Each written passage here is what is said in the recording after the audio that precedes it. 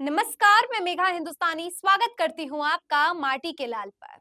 100 दिन पूरे हो चुके हैं मोदी कैबिनेट 3.0 के और 100 दिन पूरे होने के बाद क्या रहा रिपोर्ट कार्ड, आज जानेंगे कांग्रेस की प्रवक्ता सुप्रिया सुनेत से। जी हाँ, कांग्रेस ने भी बताया है और ये रिपोर्ट कार्ड जारी किया है जिसमें आकलन किया गया है नरेंद्र मोदी सरकार यानी भारतीय जनता पार्टी के 3.0 कैबिनेट के बारे में। कैबिनेट या यूं कहूं कि 100 दिन पूरे हो गए हैं, इसको लेकर देश में जैसे उपलब्धियां हो रखी है यानी देश की जो मौजूदा स्थिति है उसको लेकर क्या दावे प्रधानमंत्री की तरफ से किए जा रहे हैं और खुद भारतीय जनता पार्टी अपनी पीठ थपथपा रही है और अपनी उपलब्धियों का जिक्र कर रही है।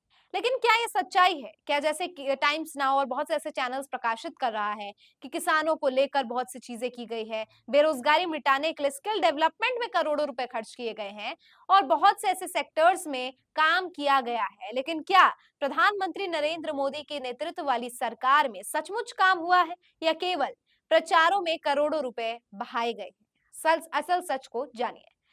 देखिए खबर, सुप्रिया सुनेत ने लिखा है, आज नरेंद्र मोदी सरकार के 100 दिन पूरे हुए हैं। ये 100 दिन देश की अर्थव्यवस्था, किसानों, युवाओं, महिलाओं, इंफ्रास्ट्रक्चर, रेलवे और संस्थाओं पर बहुत भारी पड़े हैं। लफाजी के 100 दिनों का रिपोर्ट कार्ड पेश है। नरेंद्र मोदी के 100 दिन, यू टर्न सरकार, लेटरल एंट्री, ब्रॉडकास्ट बिल, वक्फ बोर्ड बिल, इंडेक्सेशन, एनपीएस से यूपीएस, तो ये 5 ऐसी चीजें हैं जिसको लेकर सरकार ने यू टर्न मारा है। आपको बता दूं दोस्तों, भारतीय जनता पार्टी वाली ये सरकार इस बार बैसाखियों के सहारे चल रही है। लिहाजा बहुत से ऐसे मुद्दे हैं जिसे पेश तो किया गया लेकिन संसद में पारित नहीं हो पाया, क्योंकि भारतीय जनता पार्टी के खुद के गठबंधन के साथी भारतीय जनता पार्टी के बोल पर, भारतीय जनता पार्टी के लाइन से जुदा हो गए। चाहे वो चिराग पासवान आरक्षण के मुद्दे पर हो या वक्फ बोर्ड से संबंधित नीतीश कुमार या ब्रॉडकास्ट बिल से संबंधित जेडीयू का पलटवार, ये तमाम ऐसे मुद्दे हैं जिसको लेकर बीजेपी खुद संकट में फंस गई, जिसकी वजह से पारित ना हो पाया वो विधेयक, ना बन पाए वो बिल जिसे जो है प्रस्तावित किया गया। भारतीय जनता पार्टी के गठबंधन साथियों ने ही उस पर जो है नजर लगा दी, या कहूं कि भारतीय जनता पार्टी दबाव के कारण पारित नहीं कर पाई बहुत से ऐसे बिल को। इसके अलावा देखिए लिखा है, नरेंद्र मोदी के 100 दिन, पटरी से उतरी भारतीय रेल, ट्रेन हादसे 38 मौतें, 21 घायल, 112 प्लस। रेल मंत्री इन हादसों को छोटी घटना बताकर रील बनाने में व्यस्त है। नरेंद्र मोदी के 100 दिन, ध्वस्त इंफ्रास्ट्रक्चर, भ्रष्टाचार की खुली पोल, जबलपुर दिल्ली राजकोट एयरपोर्ट टूटे, संसद की छत, राम मंदिर के गर्भगृह में छत टपकी, अटल सेतु, सुदर्शन सेतु में दरारें, छत्रपति शिवाजी महाराज की मूर्ति खंडित हुई।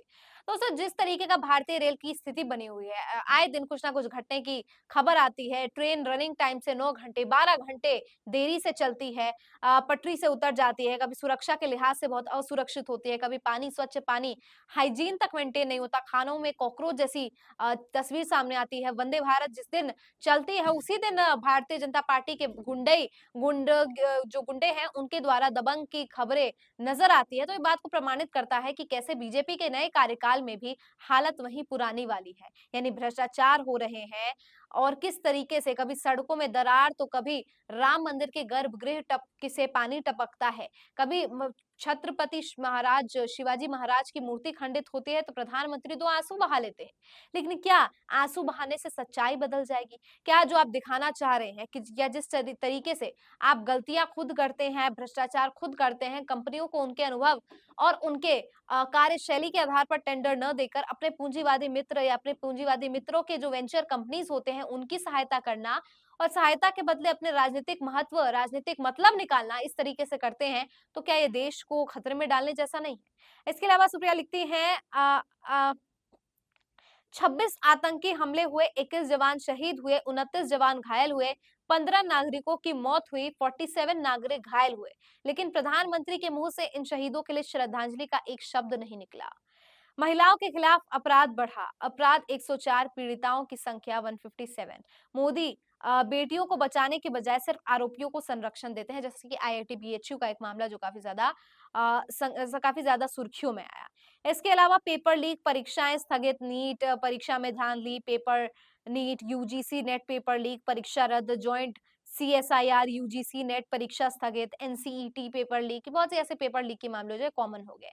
इसके अलावा चौपट अर्थव्यवस्था रुपया 84 प्रति डॉलर पहुंचाए, विदेशी निवेश लगातार गिरा, रिकॉर्ड तोड़ बेरोजगारी, महंगाई, टोल टैक्स 15% बढ़ा, सीएनजी कमर्शियल एलपीजी का दाम बढ़ा, आटा दाल दूध महंगा हुआ, एलटीसीजी इंडेक्सेशन की मार, सेबी और अडानी के भ्रष्टाचार की परतें खुली, मार्केट रेगुलेटर सेबी प्रमुख पर गंभीर आरोप, अडानी के ऊपर भी गंभीर आरोप, नरेंद्र मोदी चुप रहे।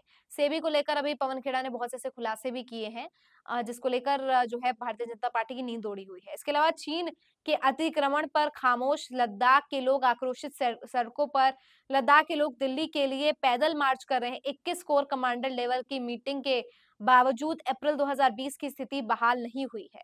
तो ये बाकायदा बताया गया है कांग्रेस और सुप्रिया सुनीत की तरफ से कि एक्चुअल में बीजेपी की हालत क्या है और बीजेपी ने देश को कहां से कहां पहुंचा दिया है अपने इस कार्यकाल में।